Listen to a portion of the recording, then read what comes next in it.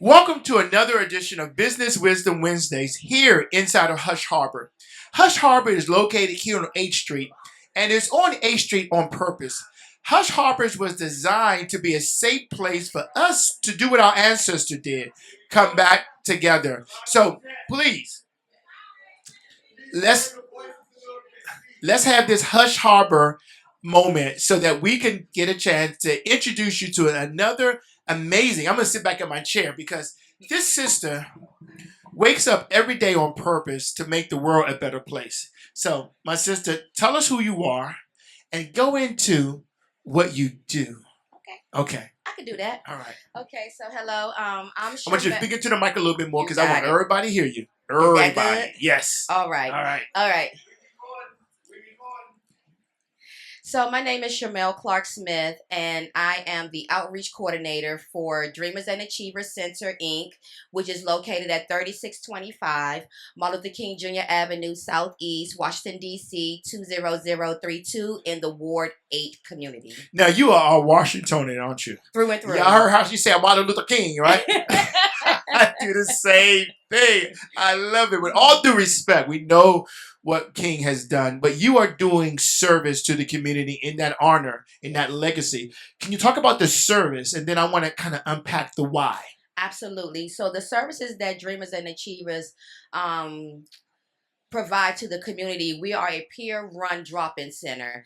And what that is a voluntary service where the community is able to come into our center, and we have certain special groups in the AM, and then we have groups in the afternoon where they could come in and just do fun activities. But our morning sessions is more catered to our group sessions. That's what we call them. Okay. So we have Let's Talk About It, Let's and talk it used about to it. be previous current news. So Yeah. just what's going on in the current day, Yeah. the day-to-day things, Yes. things that people just going through. You know, we have this world that we're now living Yes. in, and so it affects people differently, Yeah. you know, and so we want to give them a safe space to be able to come in and let's talk about it.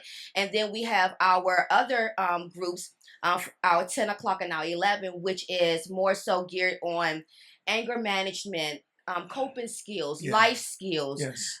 We also do mindfulness, and we deal with anxiety, depression, and substance use and misuse. Okay, now this center was designed on purpose. Correct. And notice how she said the different time frames. Everybody in this room goes through anxieties. Everyone in this room has had to get through something to be who they are now, what they're doing. Absolutely. And it's important for us all to know that sometimes we need to reconnect to help others come to where we are, right? Absolutely. So you ain't the only one there, right? Absolutely. So tell us about this service. When did it start? Where is it located? Well, we're located in Ward 8, 3625 Martin Luther King Jr. Avenue, Southeast, Unit 3. Mm-hmm. And our wonderful director, that's where this was birthed from, Director Dorothy Adams.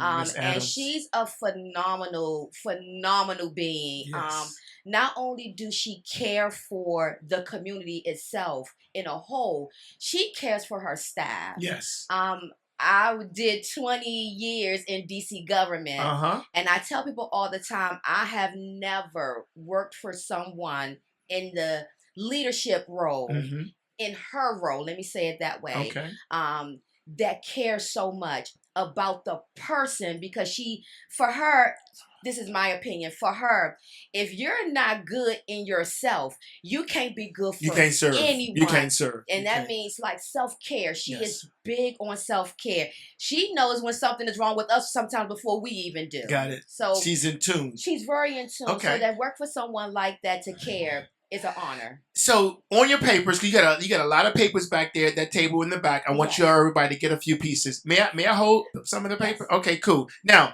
I want y'all to see this, right? These are all service and a lot of the peer-to-peer support, substance abuse, wellness, even trouble. I mean, can you talk about like how does this work? Because see, this is a lot of stuff here, and a lot of times people think it's somebody else doing the work, but it's really we have to do the work together. Absolutely. So tell us how does this work? And that's why it's when you see the very first one, it says peer. Yes. So I'm a certified peer specialist. So I went through a training and became certified.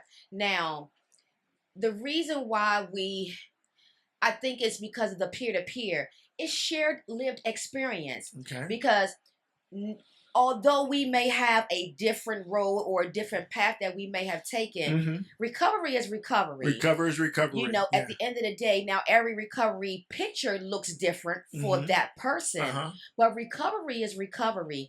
And with Dreamers and Achievers, we allow them to have a safe space to be able to come in, because when you have drug misuse, mental health, sometimes that alienates your family. So a lot of times they lose family. It's called you burned those bridges. You know, the bridges are now down.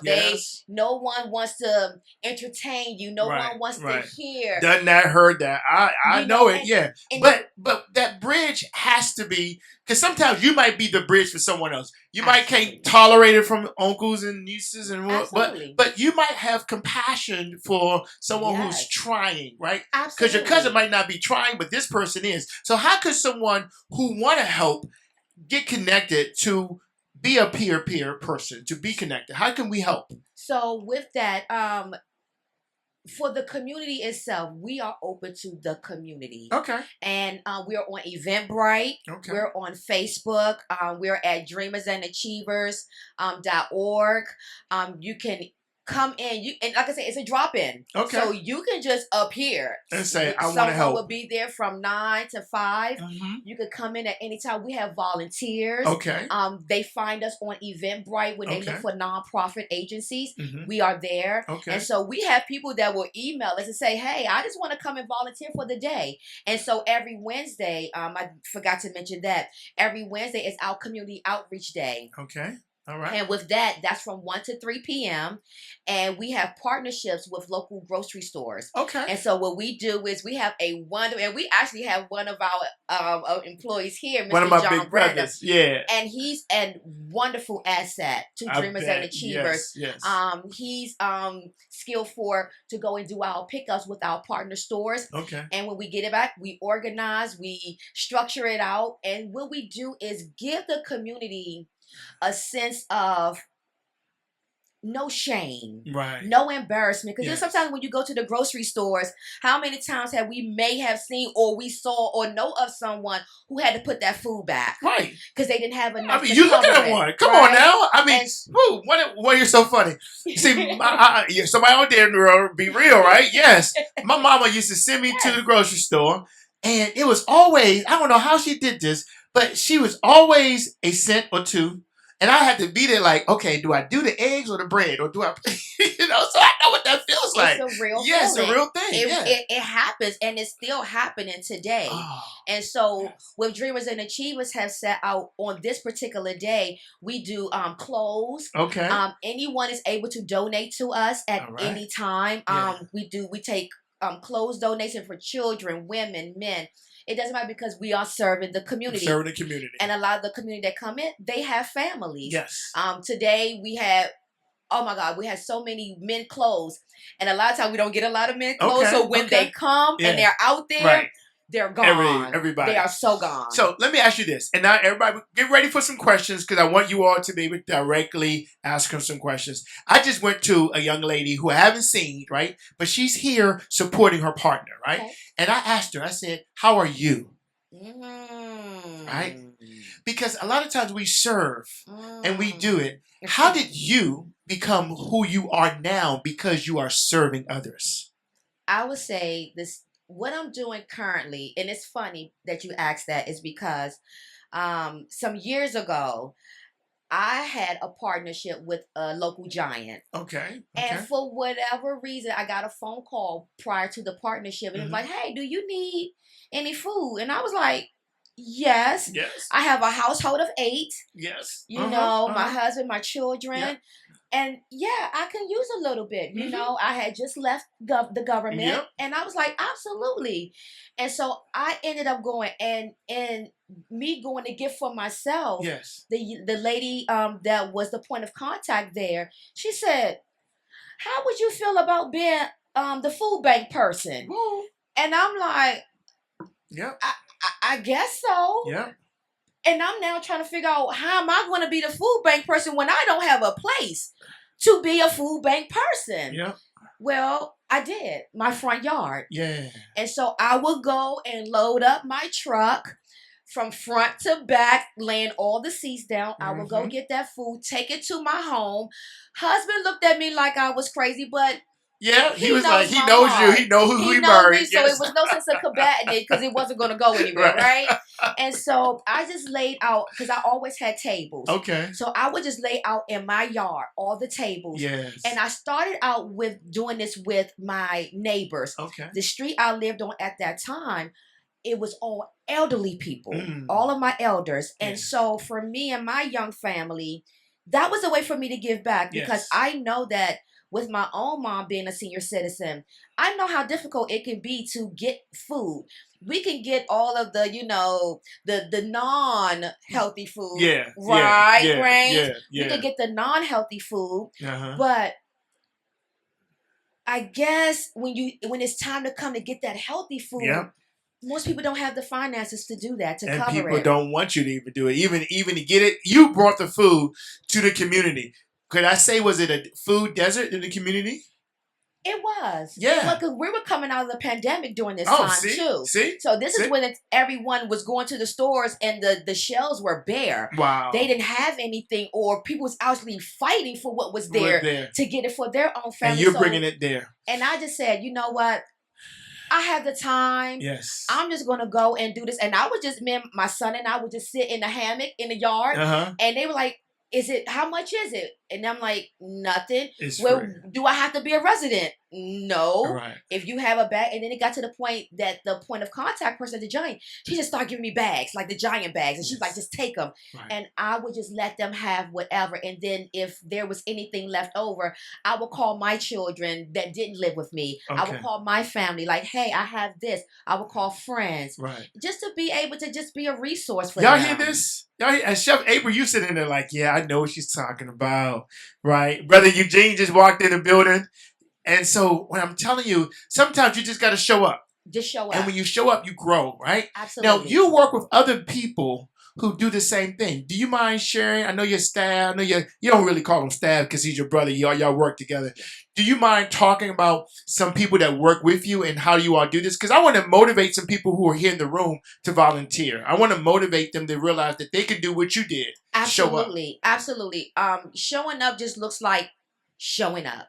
Just coming and saying, hey, how can I help? What do you need? Especially on our Wednesdays, the help is really needed. But throughout our Monday through Friday, our day-to-day, we have people that will come in and volunteer as facilitators. And these people are facilitating the actual groups. So you have your 9:15 group, then you have your 11:15 group, and then you have your 10 o'clock group, and then your 11:15 group. Okay. Each group is an hour. And so when we have people that just come in and volunteer, they're just actually just coming in. We have some who does community service. We just had a young man that's at Blue Stay, at the Blue Stay program, and he just came in and he didn't have like an email address or anything like that. That's what we're there for. Right. It's the little things that people need assistance with, that people take for granted. Cell phones. People coming home, they don't have cell phones. Right. So we have again, like I said, Miss Dorothy Adams is our director. She's like more the behind the scenes. Miss Mary. She has you. Yeah. And everybody else that work with you. Absolutely. And I mentioned Mr. John, who is our driver as well. We have volunteers, Mr. Adams, that come in.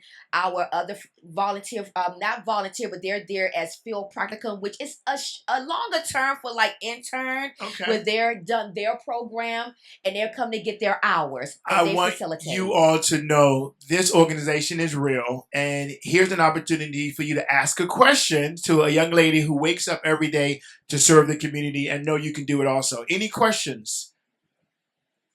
Come on. Yeah, yes. Do you mind coming to the mic so we can record it?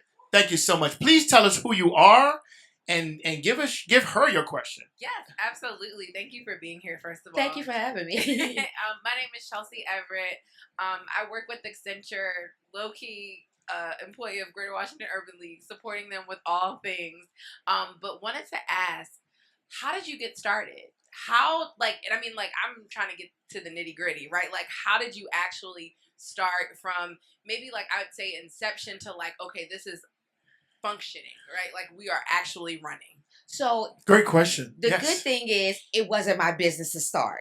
So I came into Dreamers and Achievers. So I came in Dreamers and Achievers, came to them by way of it's called a Certified Peer Specialist class. It was a 6-week, I believe it was a 6-week class, Monday through Friday. And so I went and did that certification.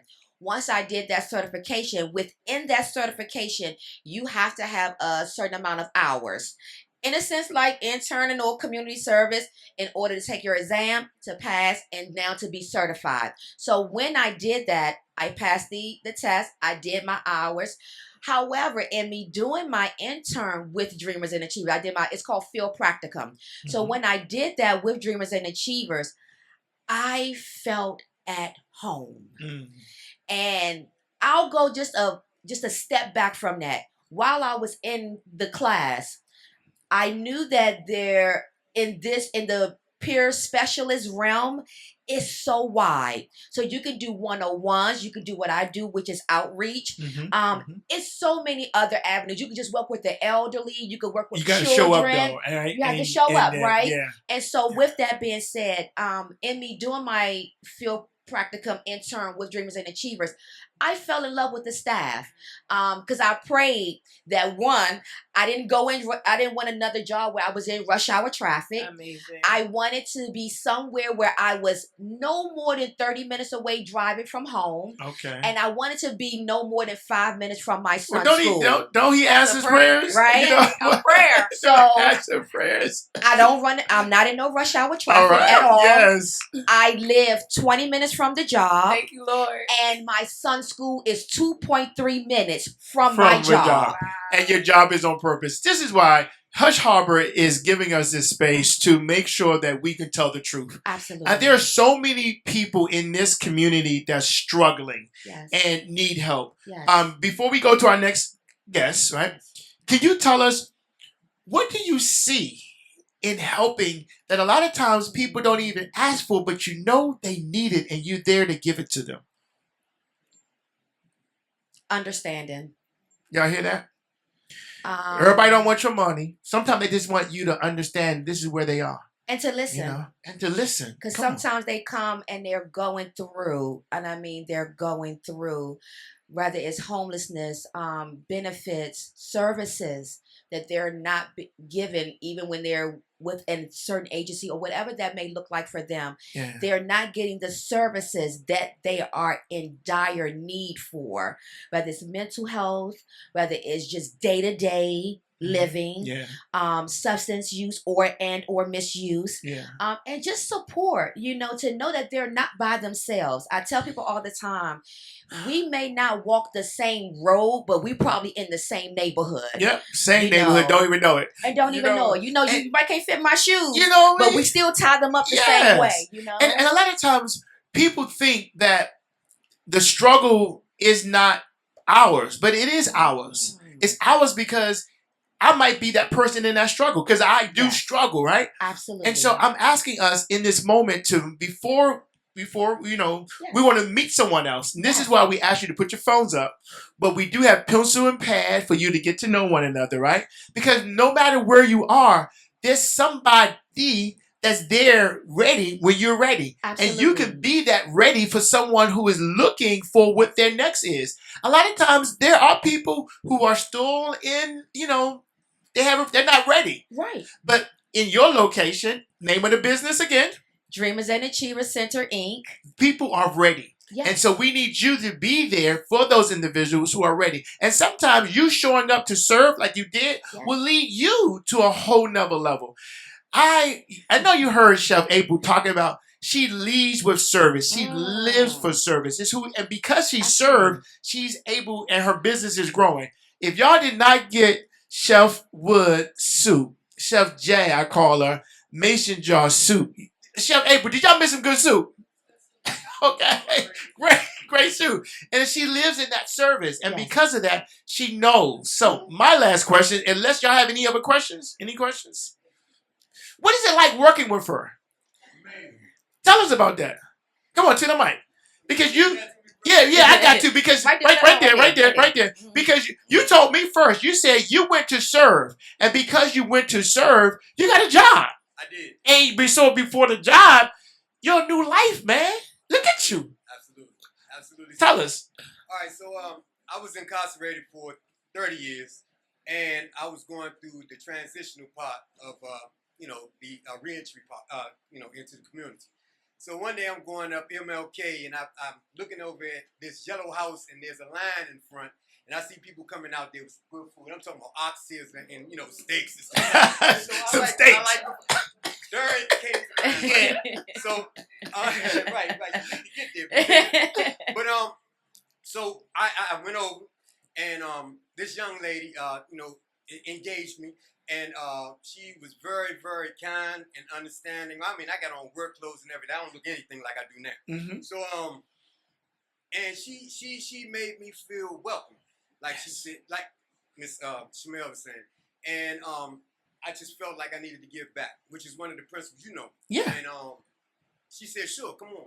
And that's what I've been doing ever since. And it led into gainful employment, man, and I couldn't be happier, man. Yes. So this is a great organization. Please support it. Thank you so much. And I wanted to ask you, and thank you so much for doing that, brother. See, we're family, so I can ask questions like that. I've been doing this, brother, so long. Right. Oh, I asked him too. Yeah. and it's that. Sometimes your greatest reward comes from your greatest service to others. Absolutely. So, my last statement. Anybody else got a question? Because I'm going to answer the last one.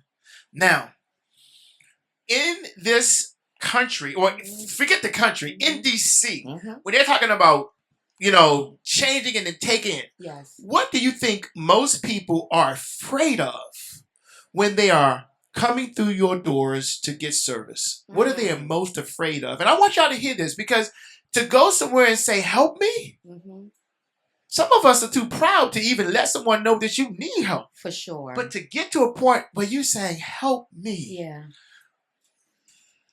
The most things are stigmas with them. So many people are you spoke on it earlier, judgmental. People can be very judgmental. Let's just use one thing. When people go and get their government benefits, we're gonna put it like that. Come on. Yeah. When they go and get their benefits, most when they walk in those doors, they're already ashamed. They're already embarrassed. They already don't want to be there. And sometimes you have the employees make them feel even worse. Yeah. And so to come to Dreamers and Achievers, you're not going to be faced with that. We don't care what walk of life you're coming from. We don't even care if you are employed, because everyone is half of a paycheck away from homelessness. Tell the truth. Yes, it's not the whole paycheck anymore, and I can even go far and say maybe a third of your check. Yes, ma'am. Away from being homeless. Yes. You're trying to figure out, can you buy medication? Can you keep your lights on? Can you keep your water and your gas on? So when they come through those doors, their struggles are, my food stamps just got cut off. Oh, I didn't went from having $300 to $24. What are you going to do with that? Buy the bag? Yeah. If you really look at the bigger picture of it. And yes, we know there can be apples that spoil the bunch, but we're talking about the masses. Yes. The mass is in dire need of services. Yes. And services with no judgment. Yes. The stigmas have to be put to bed, because they already don't want to come out to ask for the help. So for them to have the courage, the bravery to do so, and to put their pride and or ego aside and say, you know what, no matter what, I'm going to go and get this service. And the blessing of it is that we get so much feedback. It was like, if it wasn't for you all, if it wasn't for you all, we don't know how we were going to eat tonight. We don't know how we were going to eat this morning. But because we are able to provide a service, that a needed service. See, you can provide all types of services to you said earlier, to just get your name out there, to get this accolade or this acknowledgement. But is there a real purpose behind what you're doing? And because of the agency in the whole, when she focused on our self-care, she has allowed, our director has poured so much into us where I had to get out of my own head. And in me doing so, it allowed me to launch my own podcast. See? Yeah. So when you talk about entrepreneur and in community, I guess I'll be the poster kid for it. There it is. You know, when you serve, that service elevates you. And so what I want you all to do, to know that here's a sister and a brother and a community that is serving, and we could be of service. Whatever skill you have, you know that parable that grandma used to say, your skills are for others. Your life is not your own. Oh, yes. And so I guarantee you, before I bring my next brother up, right? And this brother is going to talk to you about taking that dollar and multiplying it.